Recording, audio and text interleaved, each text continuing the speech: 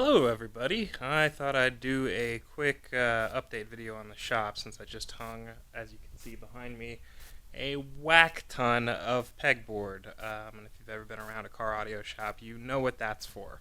All the Metra things. So yeah, that's 5 sheets of pegboard up on the wall there. Good amount. Should be enough to hold all the kits and connectors and wiring harnesses and speaker rings and adapters and all that sort of stuff. Without any problem. It goes up pretty high. I might have to use like a ladder to get to the top stuff, but that's okay. And if you're wondering about these zip ties, I actually found that was a really easy way. Oh, I picked a particularly ugly bit of caulking to show. But that was an easy way to kind of pull it together while I did the caulking to get a nice bead down in there.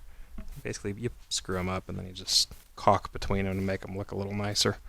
So I'm pretty happy with how that came out. So I had a Dodge Ram in here that I was working on, and I found that it's a bit on the narrow side with that wall in the middle. I mean, it's not terrible, but if you're working on like a bigger vehicle, you do want a little extra space.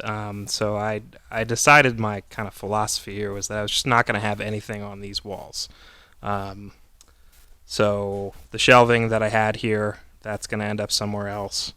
And then on this side, I ended up doing this over here, actually installing shelves between the stud cavities, or in the stud cavities themselves, so that the wall then becomes a shelving unit, which actually worked out really well because most of the stuff that I had on the shelving that I had over there ended up migrating over here and fitting in nicely.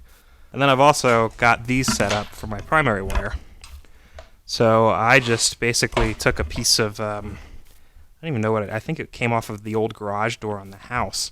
It's just basically metal wire and these hooks. So you can take these out and change a spool just like that. And then you just lock it back into place in this hook. Pull it back and it's locked. And now it's not going anywhere.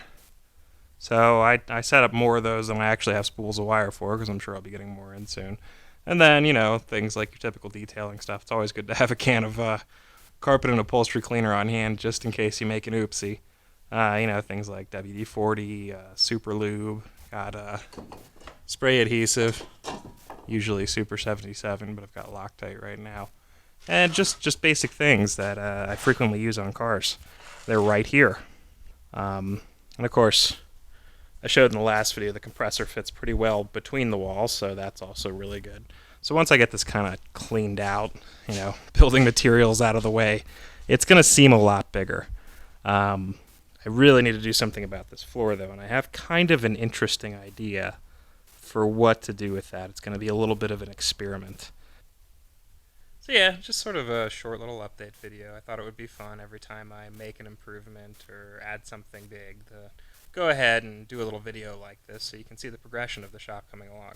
And I do have, like I mentioned before, kind of an interesting plan for the floor, so I'm definitely going to have a video about that. So if you're interested in watching the shop sort of come into being, then definitely keep checking for updates, because I'll keep uploading as it gets done.